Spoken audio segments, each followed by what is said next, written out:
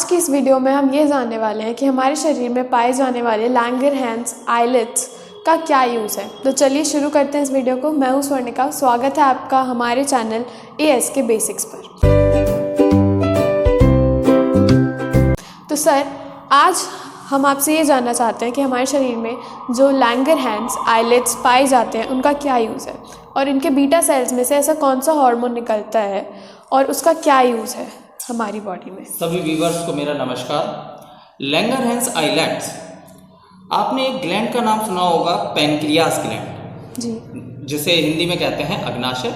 और ये हमारे स्टोमक के जस्ट पीछे और स्पाइन के थोड़ा सा आगे, यानी कि हम कह सकते हैं कि स्टोमक और स्पाइन के बीच में मिलती है ये ग्लैंड पैनक्रियास।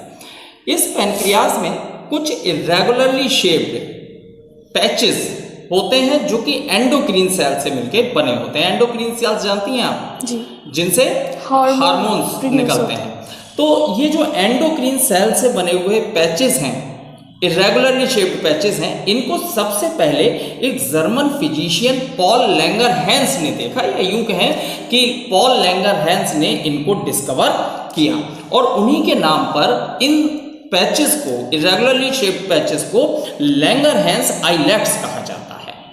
ये जो लैंगरहैंस आइलेट्स होते हैं ये नंबर में बहुत ज़्यादा होते हैं, लगभग 1 से 2 मिलियन तक होते हैं। और इतने ज़्यादा होने के बावजूद भी ये जो हमारा पूरा पैनक्रियास है ये इसका लगभग 1 से 2% तक ही होता है। मतलब पैनक्रियास अगर हम देखें तो इन सेल्स के मुकाबले में काफ़ी बड़ा होता है जब ये 1-2% है। कई तरीके की सेल्स इनमें पाई जाती हैं, जैसे alpha cells, beta cells, delta, epsilon. इनमें से जो बीटा सेल्स है, it is very important cell, beta sales.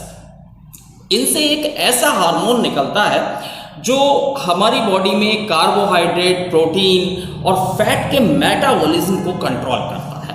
और इस हार्मोन का नाम तो आपने जरूर सुना होगा, इंसुलिन। सुना है जी। किस लिए यूज होता है इंसुलिन? हमारी बॉडी में शुगर लेवल को कंट्रोल करने के लिए। तो मेन जो काम है इस इंसुलिन हार्मोन का, ये क्या है कि हमारी बॉडी में जो शुगर लेवल है, ब्लड शुगर लेवल है, उसको कंट्रोल करता है। लगभग 51 एमिनो एसिड से मिलकर बना होता है ये, 51 एमिनो एसिड से मिलकर बना होता है।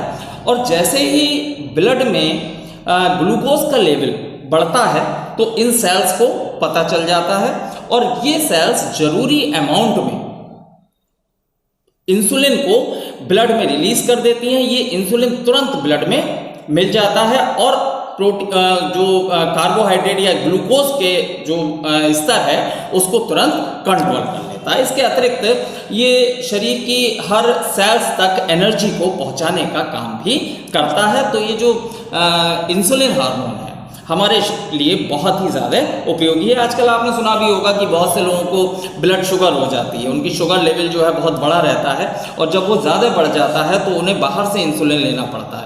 किसी न किसी वजह से हो सकता है कि उतने अमाउंट में इंसुलिन जो है वो वहाँ से ना निकल पा रहा।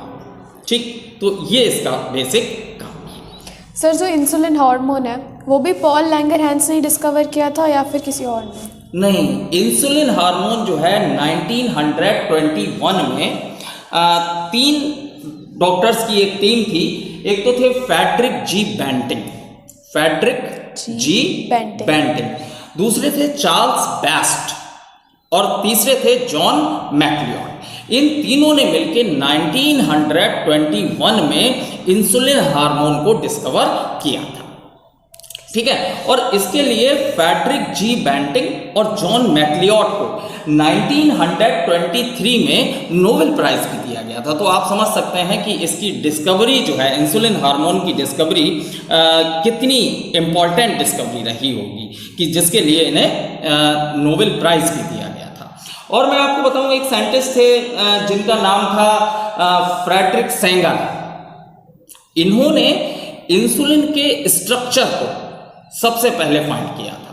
इंसुलिन के स्ट्रक्चर को, किस किस चीज से मिलके ये बना हुआ है ना, क्या इसका स्ट्रक्चर है, ये सब चीज इन्होंने फ्रेडरिक सेंगर ने सबसे पहले फाइंड की थी। और यही वो पहला प्रोटीन था जिसके स्ट्रक्चर का हमें पता चल पाया था। तो ये भी बहुत इंपॉर्टेंट पॉइंट है।